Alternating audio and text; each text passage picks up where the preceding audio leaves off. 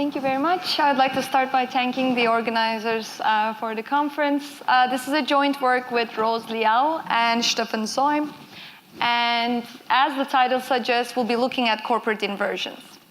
The way we define corporate inversions is a change in country of incorporation without changing physical headquarters, management, or ownership. We started working on this project a while back, but recently, corporate inversions became quite popular, especially when Pfizer announced this deal to merge with the Ireland-based Allergan. And the idea there was, following the merger, Pfizer would relocate, basically re-domicile in Ireland. And this would translate into saving almost around 11% in effective taxes. But if you want to look into another dimension, it would also translate into billions of dollars of federal revenue losses. So not surprisingly, we did see quite a bit of outrage coming from the politicians. Obama at that time, in one of his speeches, actually referred to this deal and called it one of the most insidious tax loopholes that currently exists in the United States. That time, actually, both candidates were campaigning, and they both referred to the deal and expressed their outrage. So it did cause quite a bit of trouble. And as a result, in April 2016, the US Treasury Department did implement these new rules which would make tax savings from such transactions much more difficult. So as a result, not surprisingly maybe, the Pfizer-Allergan deal got abandoned. So this is one of the most popular ones that took sort of large coverage in media. But is this a typical inversion? Surprisingly, despite their popularity, we don't know that much about inversions just yet. So that's the gap we're trying to fill in this paper. We'll be analyzing a large international data set of inversions and try to understand the fundamental drivers underlying these transactions.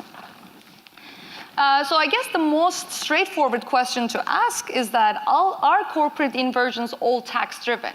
Because at least in the US, the word corporate inversion is almost used interchangeably with the word tax inversion. So in order to see that, we did plot the fraction of inversions from higher tax countries into lower tax countries. And if you believe that they were solely tax-driven, we should see a boring graph, like a flat line. But yet, we don't.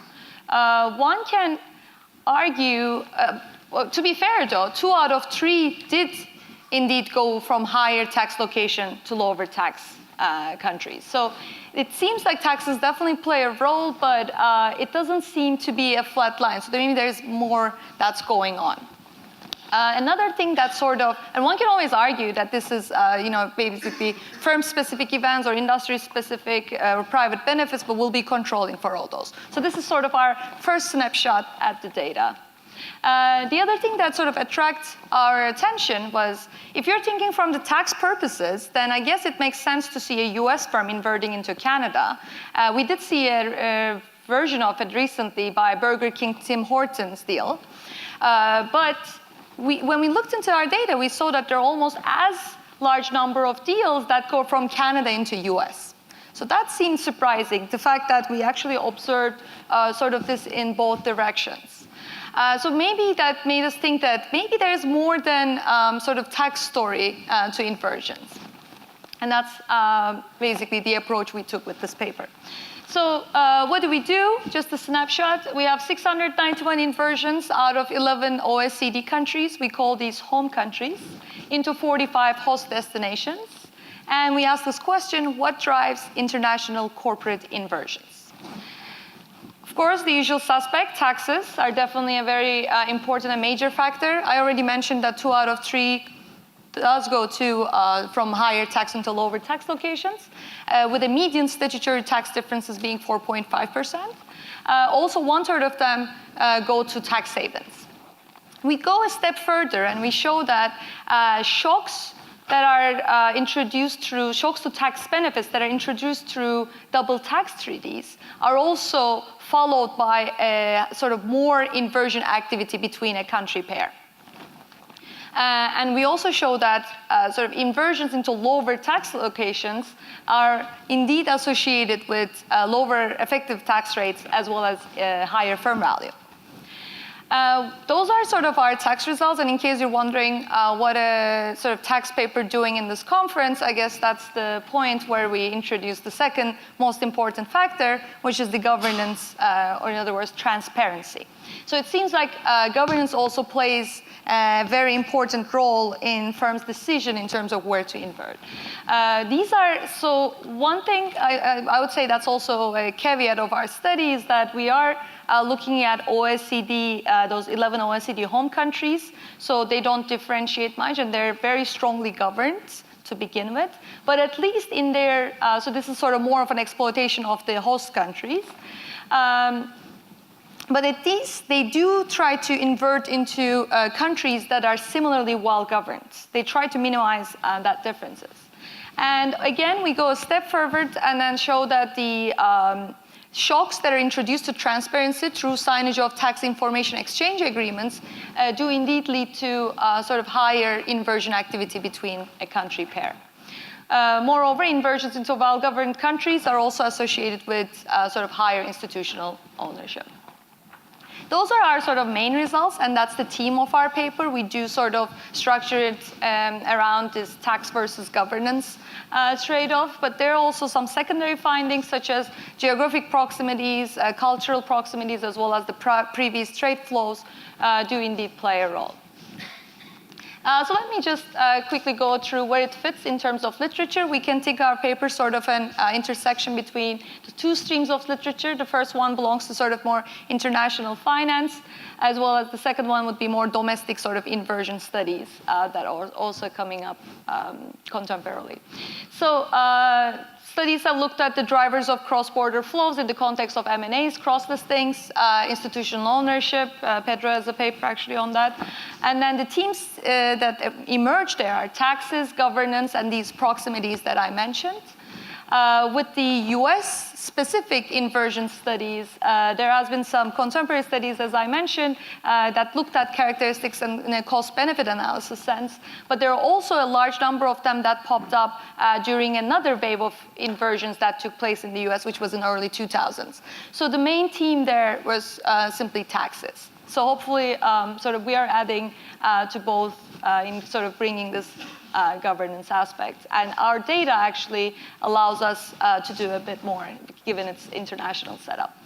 I already defined corporate inversion, so let me introduce it with an example. So the first inversion that took place was in 1982, when McDermott Company decided to change one of its subsidiaries that was based in Panama. It was a cash-rich subsidiary. So basically, they inverted the structure. They made it cash-rich subsidiary a parent firm, and then the parent firm became a subsidiary instead. So that is why it's called an inversion, because the structure is literally inverted.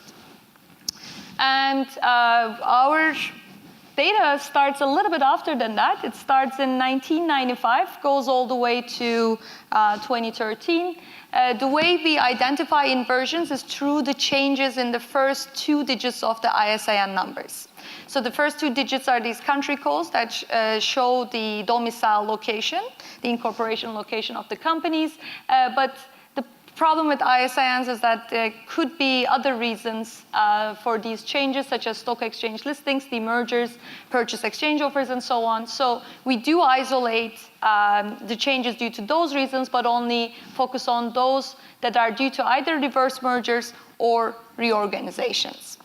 So in case you're wondering what's the difference, let me illustrate it with an example. So what Tyco did in 1997 was a reverse merger. So after acquiring ADT Limited, which was a Bahamas-based company, again, they inverted the structure. The sort of much smaller ADT Corporation became the parent firm, and Tyco became a subsidiary of ADT. So Tyco technically became Bahamas Incorporated. Whereas with the reorganization, it's what Ingersoll Rand did, just simply switching the incorporation location from US into Bermuda. This is obviously much less costly, but at the same time, it does attract more attention from the sort of policymakers' perspective. It's not hiding it behind a sort of a merger transaction. So our sort of large data set allows us to ask some sort of interesting questions. You can think of these as sort of fun facts, maybe. Are corporate inversions a recent phenomenon? The answer to that is actually no. They have been around for over 2 decades, even though they became much more popular recently. Are there only a US phenomenon? Because that's what we keep hearing about. And surprisingly, the answer to that is also no. More than 50% of our sample is actually based on international data. This is sort of a snapshot of our data. I couldn't fit the whole table here, but you could see at least some patterns that might emerge. So you can think of this as a conversion matrix from home country versus host destination.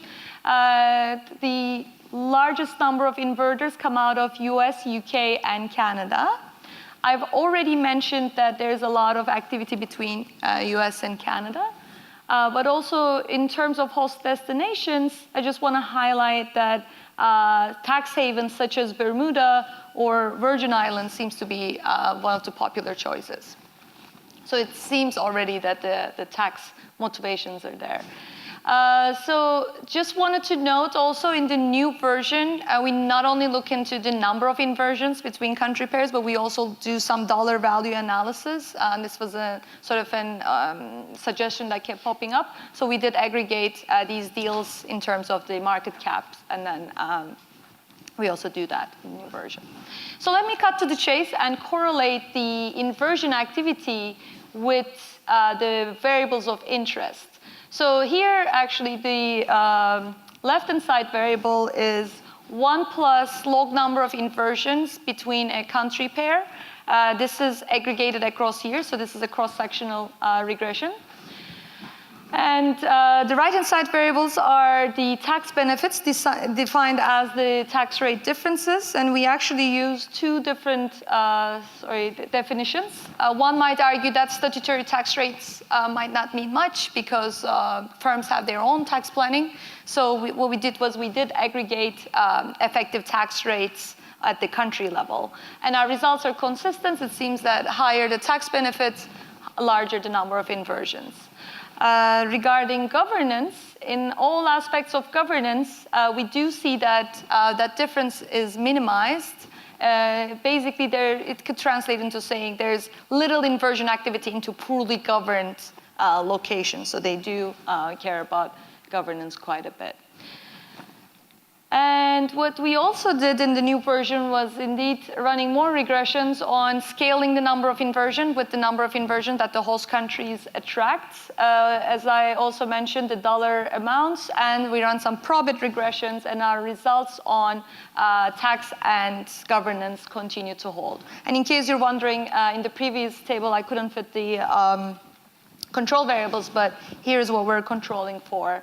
Geographic distances, economic distances, so on and so forth, and they do seem to matter as well. If so far, one can view those and think of them as glorious correlations, but hopefully what I do next will, if you like identification, and we talked a lot about identification during this conference, you might appreciate what we do next.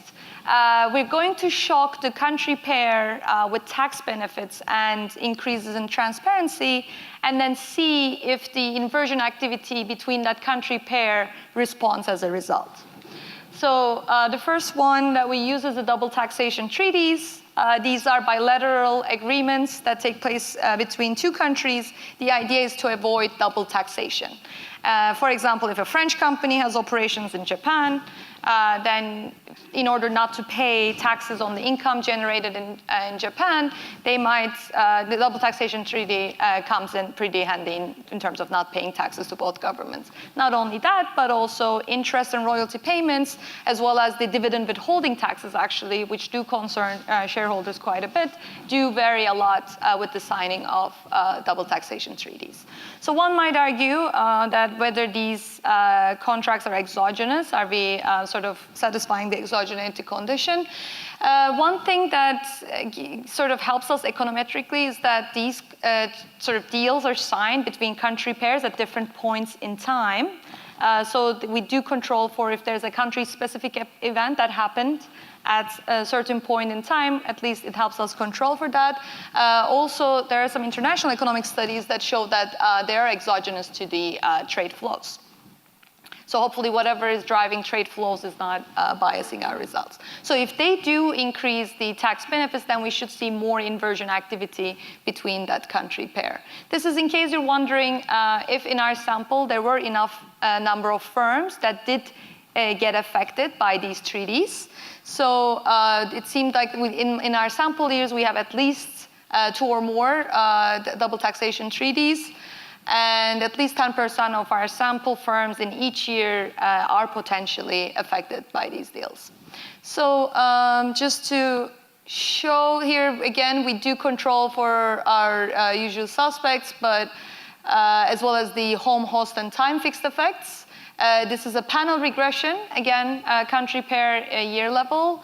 And we could see that the significant coefficient on double taxation treaty does indicate that they do lead an increase in inversion activity between that country pair after signing this treaty. If you want sort of an economic meaning, this translates into 1 to 2 inversion per year at the country pair level.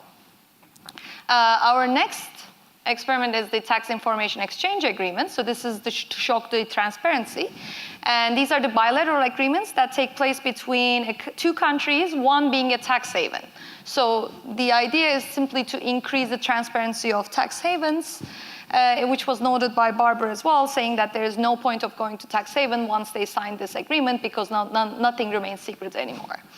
But are they exogenous? Again, the exogeneity condition, my co-author does quite a bit in another paper on that, basically showing that the passage of these information exchange agreements are not influenced by previous economic links. And they do look at number of foreign subsidiaries in that location prior to signing.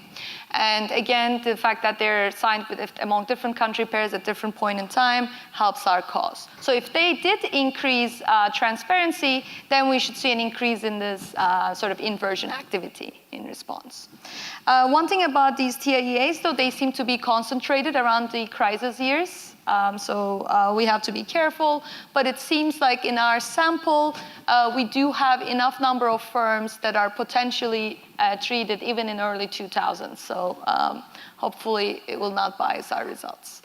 Again, the significant coefficient on the TIEA dummy sort of implies that they do lead to an increase in inversion activity. If you're looking for some numbers, 2 to 3 inversions per year at the country pair level would be the translation.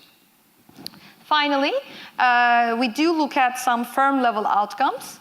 And again, we want to be cautious here and claim that this is in no way a causal relation. We just want to see if the inversions are associated with the outcomes that we expect. So we do look at effective tax rates of these inverted firms following the mergers, following the inversions relative to the full sample of world scope as well as the matched counterparts. And the matching is done on the country, industry, and year basis.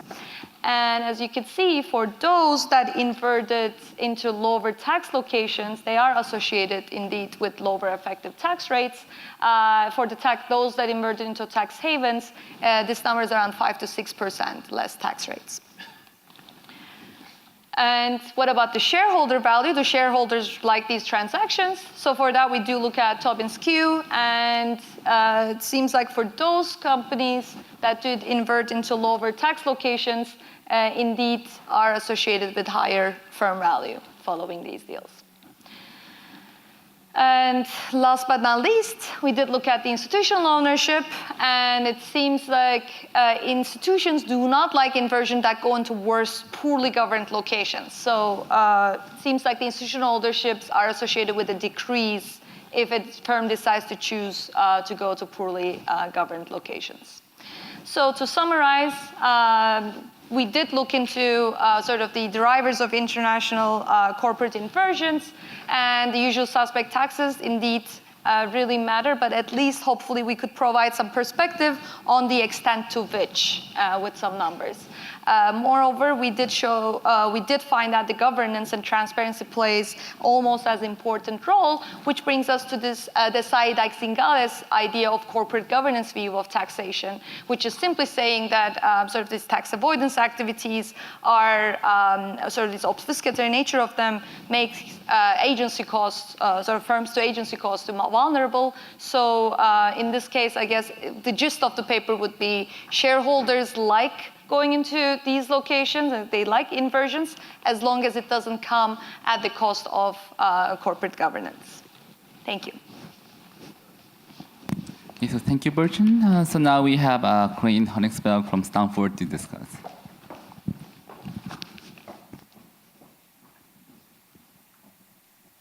Do I have a clicker? How does this work? Sorry, what did I do? Oh, sorry. Okay.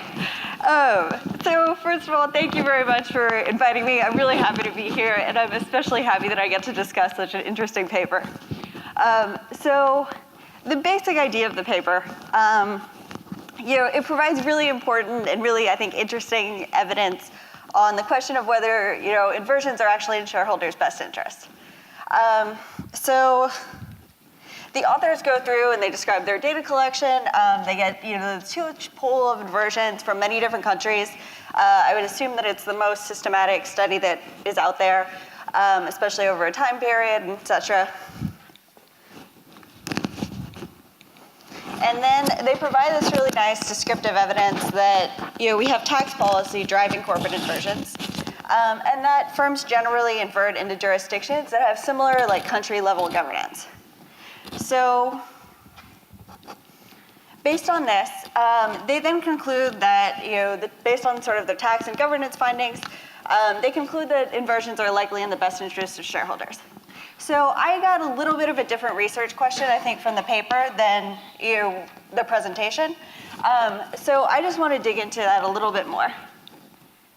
And so one thing that I thought this was a really interesting paper. I think digging into a little bit more of the theoretical background, and especially what you ended up with the Zingales paper, would be really, really interesting. So we have, I'll caveat this by saying that I'm not actually a tax researcher, but I love the area. So the basic story, as I understand it, in terms of this trade-off between tax avoidance and governance that I think is motivating a lot of your paper, is that we have all these traditional economic models that basically say what the value that you gain from tax avoidance should just go to be transferred to shareholders. And that it's basically a wealth transfer that goes from the government to shareholders. Shareholders should recognize almost 100% of it. And there's certainly some models that show this, or some economic intuition that has this.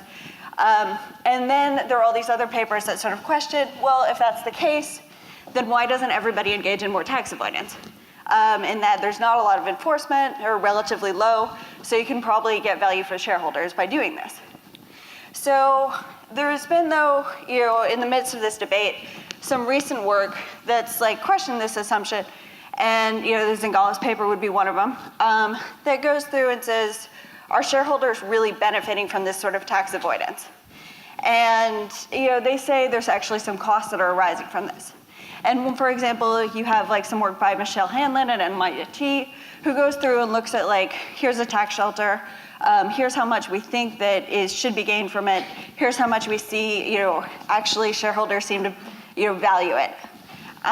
So this is sort of why we might not expect that these transactions are actually beneficial for shareholders, and why it's unclear, I think, before your study, as to whether shareholders would like these. And then some of the major costs that you would have from these sort of tax inversions would be things like increased opportunity for management to extract rents through tax shelters, a loss of value enhancing laws, maybe some reputational costs, and also exposure to risk of sanctions. And for the idea of increased opportunities for management to extract rents through tax shelters, that's where you guys have the Zingales paper, and it's this paper really interesting, which looks at what happens in Russia when there was increased enforcement of taxes. And what they find is, you might think if there's increased tax enforcement that all of a sudden like this would be bad because people would be paying more taxes. They actually find it's better for minority shareholders because once you have increased enforcement in this area, they're less able to extract rents. There's also like, I think for, my background is forensic accounting, so this makes lots of sense to me in that area as well, because you have cases, I think Dynegy is probably the most well-known, but basically Dynegy was like Enron, or Enron's little brother. It was a Houston-based energy company, and what they did was actually like create this very interesting tax shelter that they used to then create financial accounting and to create GAAP earnings on their income statement. And they did eventually go to jail, but for a while they were able to keep this up. So you do see cases where I think you have some nice evidence, some nice anecdotes where allowing people to increase tax shelters is a potential opportunity for management to extract rents. And then, based on this background, oh yeah, and one other fun fact about this, not only do people actually create this fake income, but there's another study showing that they actually pay income taxes on that fake income. But then there's other recent work that has said, well, when you have shareholders of well-governed firms, they actually better realize the values of this tax avoidance and of effective tax policy than if you're at a less governed firm or less well-governed firm. So again, I'm not a tax person, but I do love the area, and this is sort of how I would situate your paper. And I think one of the areas that is really makes it so interesting. So given that this is one theoretical background that you could connect to, the research question, when I read the paper, the research question that I really saw was like, are inversions good or bad for shareholders? And I'm not sure, I think you could also do, extend this and say, is it, when do shareholders actually reap the greatest benefits of inversion, rather than just, are they good or bad? And I think broadening the paper in this way would really highlight your contribution and highlight how your paper, differ with finding that taxes are good or finding that inversions are tax-driven, why it's different from the other papers out there that are looking at the same thing. I think also if you looked at like, how much of the benefits of this are shareholders actually receiving? And you have an idea that maybe the company is saving X. Is that actually going to shareholders? Is it going to somebody else? How does that matter depending on like the cross-sectional differences in the firm in terms of where they're relocating, in terms of firm characteristics and governance? I think this would be just descriptively really interesting, also policy relevant, something that shareholders would want to know. And I think also just going through some of the costs that are associated with inversions. So you cite this in Gala's paper, but I think there are a lot more potential costs, certainly in legal literature, like Eric Talley has some stuff about how you can lose Delaware law and some other features of the US that you're losing when you invert. And these I think could be considered a cost as well. The other thing too is if the Zingales paper is really the only thing that's out there that's actually talking about some of the costs of these tax inversions, and it seemed like this might be a really interesting area to dig into and to just provide even just descriptive evidence, showing some of what else might be driving it and what else might be going on. So the obvious example that would come to mind would be like a cross-country study where you say, so if you have 1% decrease in tax rate in like Russia versus in the UK versus somewhere else, how much are shareholders actually receiving from that? And then that would help to sort of really show that you play up the governance angle a little bit more. And the research design. So you say the paper is descriptive. I think that makes sense. Obviously it is. But there's some, I think, minor changes that you guys could make that would make it even stronger. So first, you have a match sample, and you match inverted firms to control firms by country, by 2-digit SIC, and by the size. I think it's like 2 years prior to each inversion. There are papers that have looked at the determinants of inversion before. So, maybe take those papers, take what they found as the determinants and match on those features instead. Also, another thing that I hate to harp on control variables, but one thing that I would really add here are something about the scope of the firm's operations, because where is the firm actually operating? Where are their physical assets located? Where's their income base? Sort of where their currency is from? Some of the results on governance, I think without controlling for this, it's a little bit harder to say, because, for example, you gave the Tim Hortons example. Tim Hortons is Canadian donuts.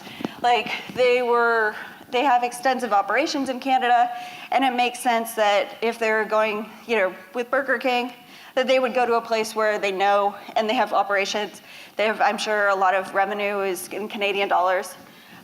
Whether it's governance driven or where it's, sort of where you're already operating, I think, you could tease out a little bit more. Same for, the geography and the proximity. If you're operating somewhere, it would be helpful to tease it out a little bit more. And also some country-specific factors that would be interesting to look at. So I think the features that you're looking at right now are some area, country-specific governance, and then also tax rate. So my understanding is that there's some other things that are really thought to drive this, and in particular, if you have a territorial versus a worldwide tax rate and tax. So, like I know in the US, there have been several debates that we should actually switch to a territorial system precisely to combat inversions. And I believe the UK both switched to a territorial system and also lowered its tax rate, at least partially to combat this. Japan, I believe, is also switched to a territorial tax rate. That would have been, I think, during your sample period. So adding in some of the other things that are going on that might actually be driving this and that might make a country attractive would, I think, even make your paper even stronger. Also, just out of my own personal curiosity, I would love to see if any of these tactics that countries have used to try to combat the flow of inversions, if there's any evidence that they're actually effective. Now, the other thing too, when you talk about the DTTs and the TIEAs, I thought this was really interesting. I liked it. I think for somebody like me who's not familiar with this area, it would be really helpful to just give a little bit more background. So, why is it that, what goes into the decision to adopt a DTT? What goes into the decision to adopt a TIEA? You mentioned that your co-author had done a lot of work on this in another paper. Maybe just bringing some of that into this paper would be really helpful, because it wasn't clear to me if this is a totally exogenous event, or if there's something going on, like why a tax haven would agree to this. And also you have figure 2 in your paper for the DTTs. And it almost looked like there was an increase before. And so I wondered if these are, it would just be it would be helpful. I know it's descriptive, but it would just be helpful to better evaluate it.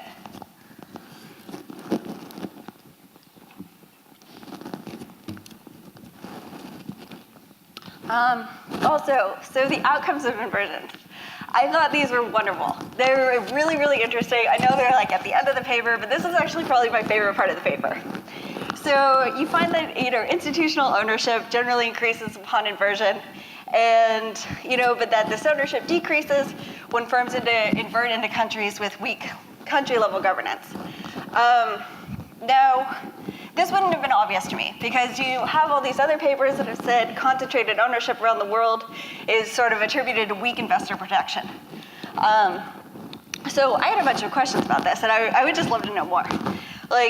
When you have a decrease in institutional ownership, what's going on? Is it retail investors are going up, managerial? Sort of similar to Holger's question yesterday.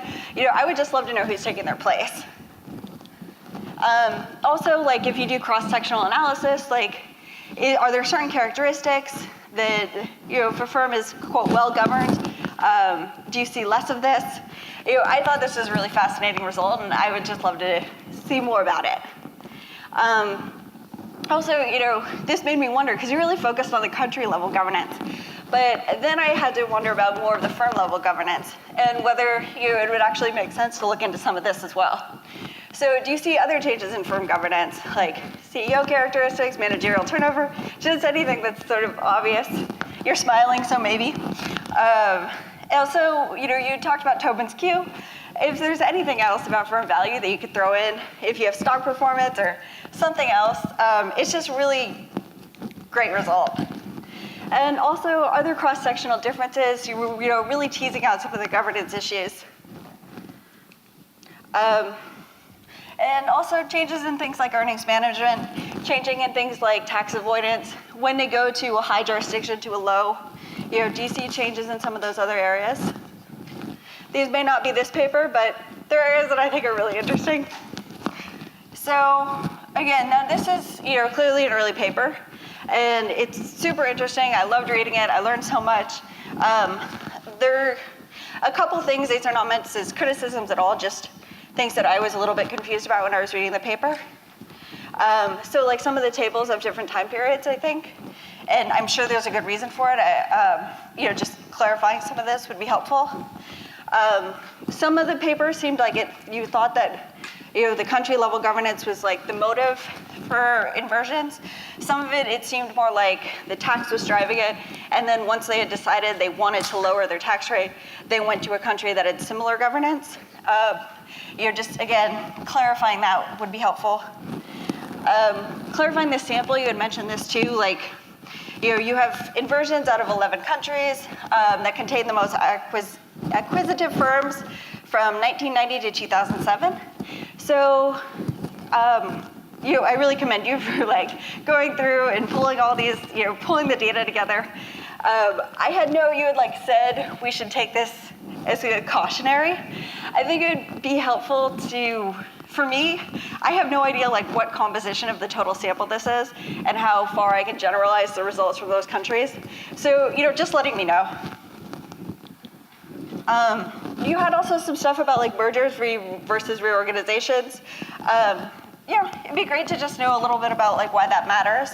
If you get really ambitious, maybe I know there have been changes in law that have tried to combat some of these things.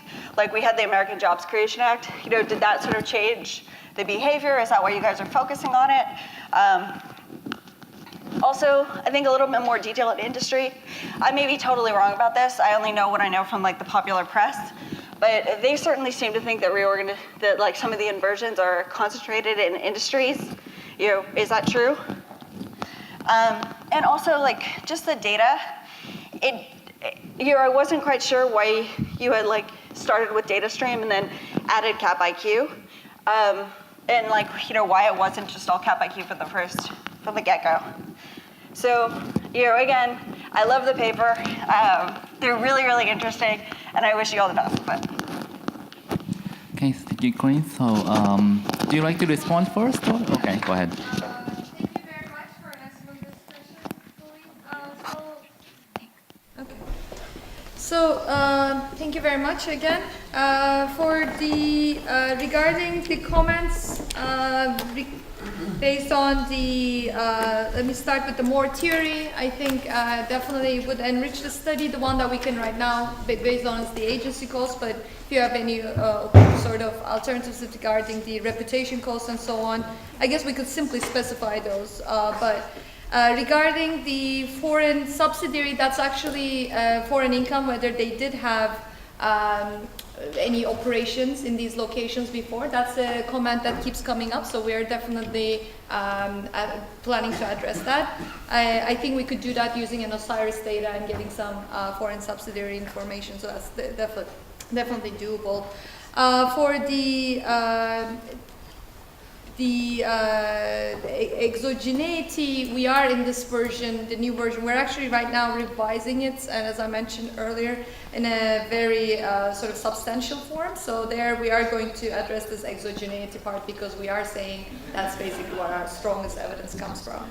And regarding the CEO characteristics, that's actually an extension that we were thinking about, so that's why I smiled, but it's definitely a way where the paper could be leading.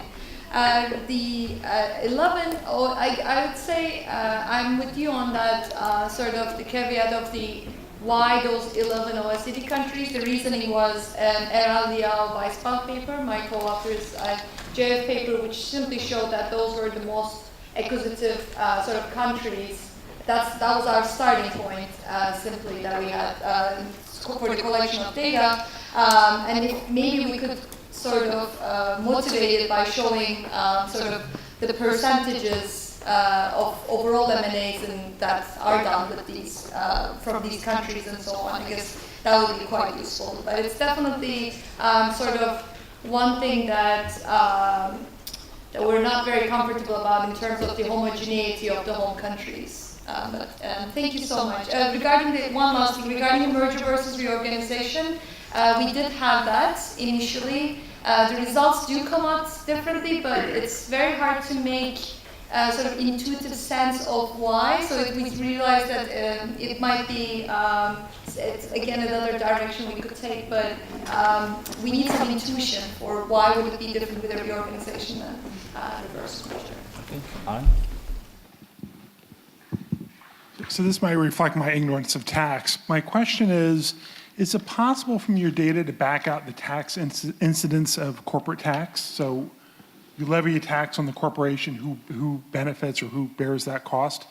And I guess my question is, could you look at the change in stockholder value with the corporate inversion so you could calculate a benefit from the reduction in the corporate tax that accrues to the benefit of shareholders? You do a separate calculation for the overall aggregate tax savings, and then you get some sense of shareholders vis-a-vis other stakeholders in terms of where the tax, in this case, where the decrease in tax ultimately falls. So you're thinking of dollar amounts, correct? In terms of comparing dollar amounts. So Right. that's something we haven't done. So you know what the shareholders got. Right. You presumably can calculate the overall tax savings. You can compare the two, and you can see at least vis-a-vis the shareholders, how much do they get all the benefit? Do they get some? Do they get none? It goes to this meta question in the tax literature of, who bears the cost? Where does the incidence of the tax fall when you tax corporations?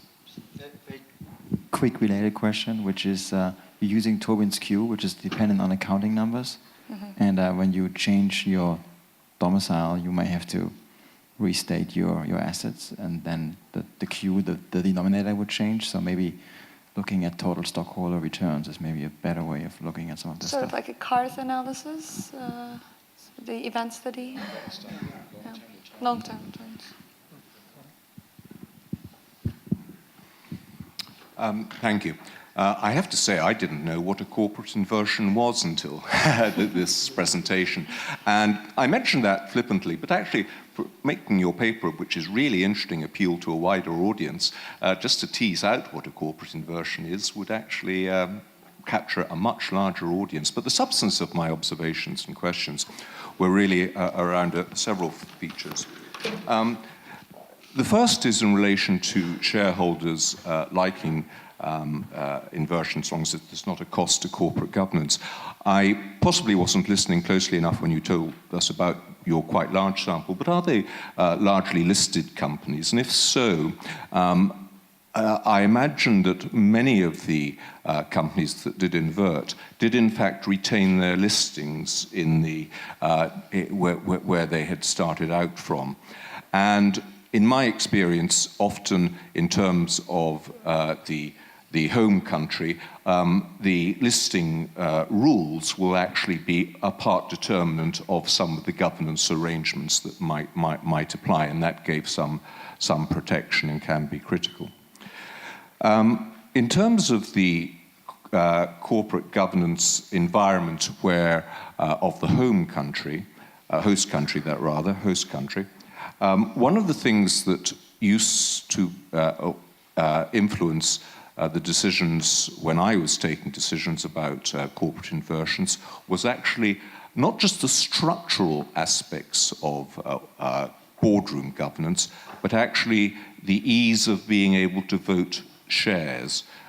We found that some countries would move from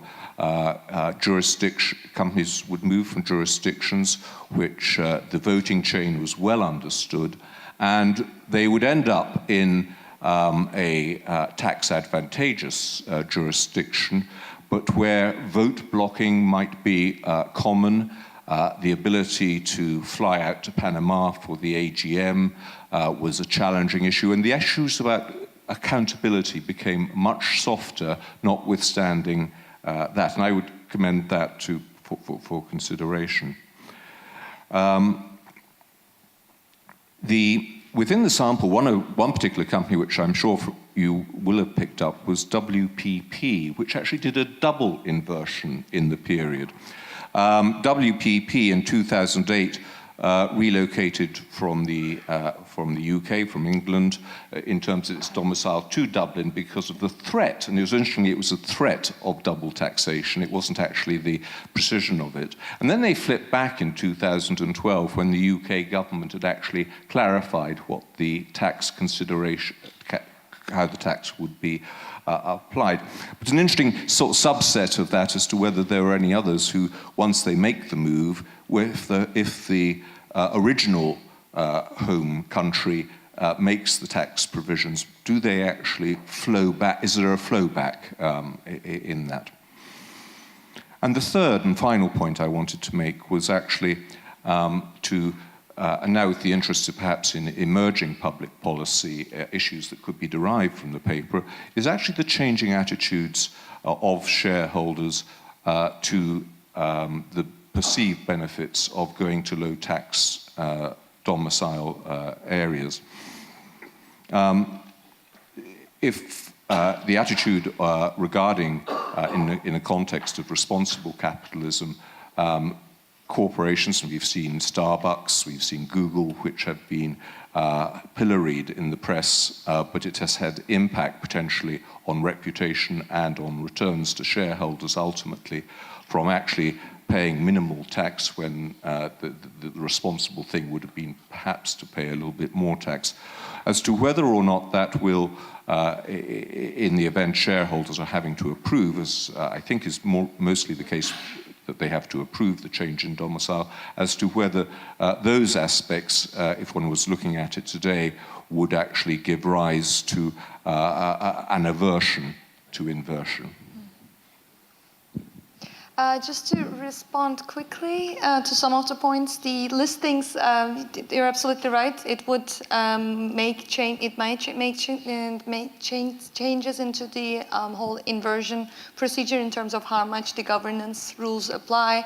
So far, we did not control for that. There's actually another domestic inversion paper by Gopalan, and they do require the ones that only remain listed in the US. So they only look at that, and we don't, and that's actually where our sample is different in terms of US because we don't require that.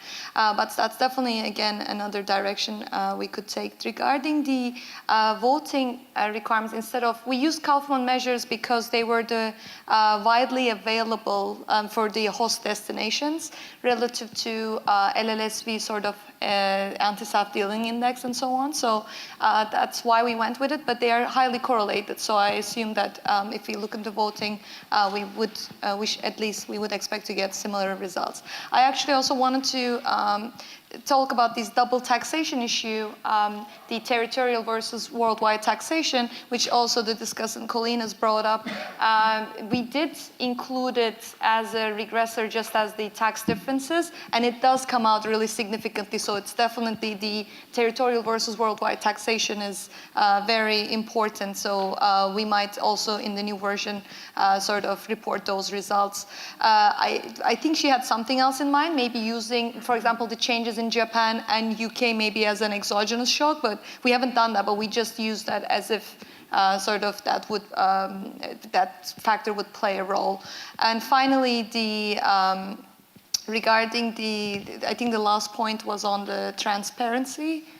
Sorry. The last point I was making was about re-inverting, right? The serial inverters was the. Well, that was my middle point. Okay, as to whether there is the flip-flop aspect. The final point, just whilst I have the mic, was about the different attitude of shareholders today potentially compared to the attitudes of shareholders at the time of when you did your sample, having regard to the fact that reputational risks can impact upon shareholder value, et cetera, et cetera. The backlash argument, yeah. So regarding the serial inverters, there's again, that sort of results from that just using OECD home countries. For example, for Tyco, we did mention that, and they did invert to Bahamas initially, but then they inverted back to Switzerland. So we wouldn't be catching the Bahamas to Switzerland component, unfortunately. Or with the WDD, where they inverted to Ireland, if they inverted from Ireland again to another location, we wouldn't catch that. So those are definitely missing in our database, just to know. Okay, so you still have a question? Okay, host up here.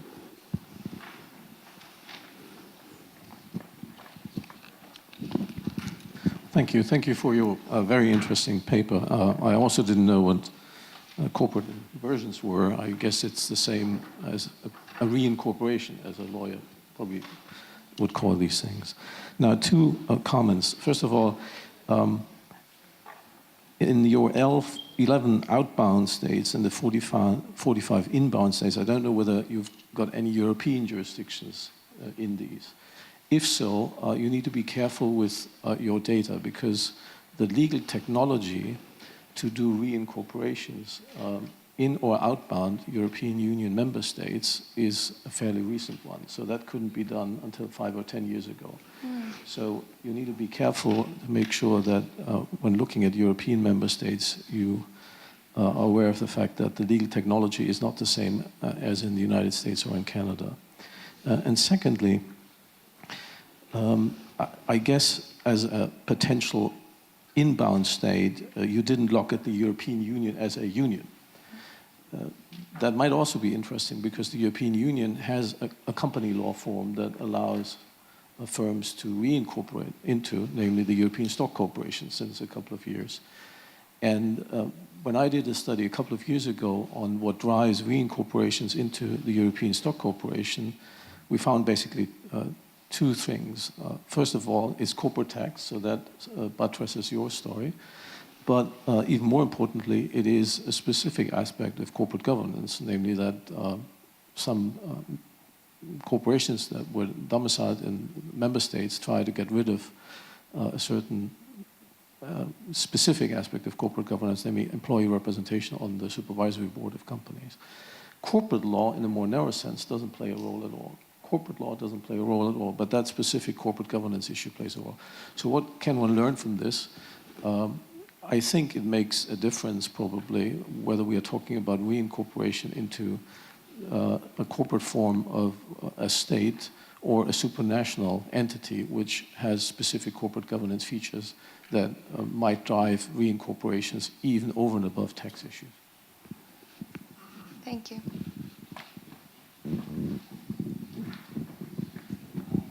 Okay, Uwe first, then Marco and Mr. Tanaka. Yeah, I would quickly like to follow up on this issue. What are the effects on shareholders? So it seems to me that different owners may benefit to a different degree when it comes, for instance, to the repatriation of dividends. So since you seem to have the ownership, did you check to what extent previous ownership affects the likelihood of inversions? That's number one. And number two, an obvious way to at least get an indication is to look at share prices. Do you have any information on the effect of share prices in the announcement window? Thanks. Let me respond quickly. We did have a regression, so that's why I'm very cautious on the outcome results, because decision to invert is an endogenous decision. Some firms are more likely to do this than others.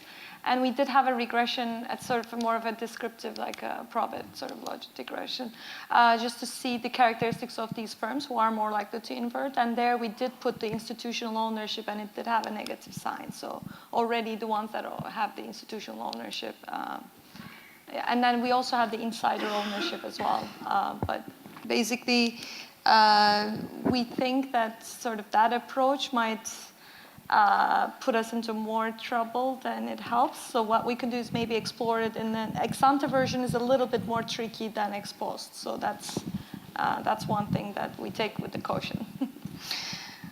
Okay, so two last questions from Marco and Tanaka-san. So maybe we can collect them together and you can respond. So picking up on Guy's last point and linking to the panel last night, I mean, from a responsible shareholder's point of view, tax inversions should be a forbidden fruit, if you like.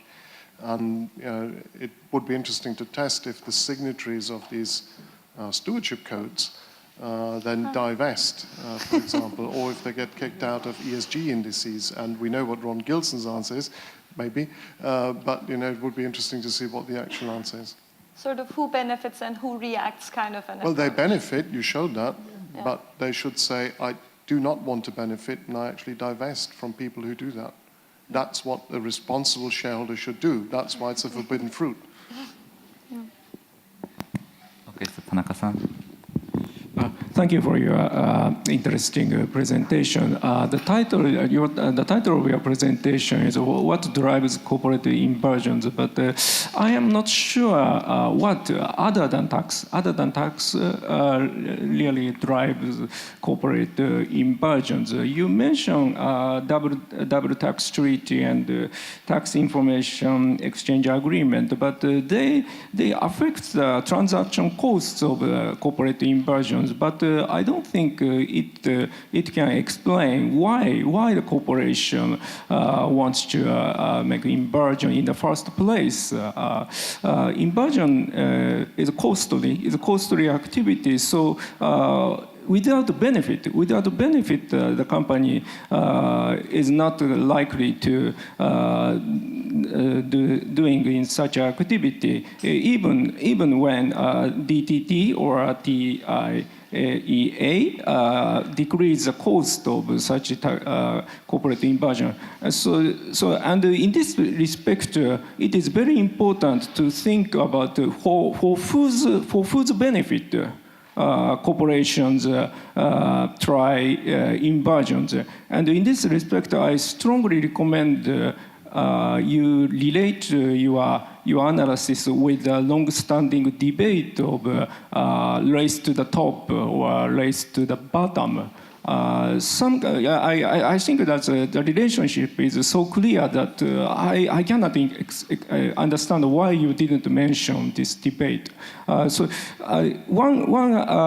One hypothesis is that corporations make an inversion for the benefit, inversion to the country where corporate legal system is efficient for the benefit of shareholders. Another hypothesis is that managers try to reincorporate in the country where governance system is very weak for the sake of their managers' own benefit. So, or there might be some heterogeneity. One possibility is that companies in the country in the country with a strong governance system might reimburse in the country where even higher governance system takes place, and companies in the weak governance system cannot prevent managers to reimburse in the country with even weaker governance system. And your analysis seems to include the data of company level governance system. So I strongly recommend what motivates other than tax. Tax is very self-evident. The corporations try to reincorporate in the country with a lower tax system. What really interests me is what motivates other than tax. Other than motivated inversion, especially whether inversion takes place to race to the top or race to the bottom. Thank you. Thanks. Certainly, there's room for the managerial versus, that agency cost. I think that's a good suggestion. I don't know if we have the data just yet, but maybe certain companies with agency costs in place might react differently than others. And I think that would be in line with the Colleen's sort of firm level governance suggestion as well. Regarding why do they invert, I think, it's the lower tax rates and the increased firm value would be, I think even though they're costly, it seems like the case. The question that arises is that why don't all multinationals invert if it's such a good thing? And there, hopefully the agency cost, the role of, so actually one of the slides we had was the alternative title, because our AFA discussed and said that it's a very ambitious title, what drives corporate inversions, and then we were like, maybe if we were to come up with an alternative title, it would be like, why don't all multinationals invert, and then the role of governance, basically. So that's the sort of the downside effect.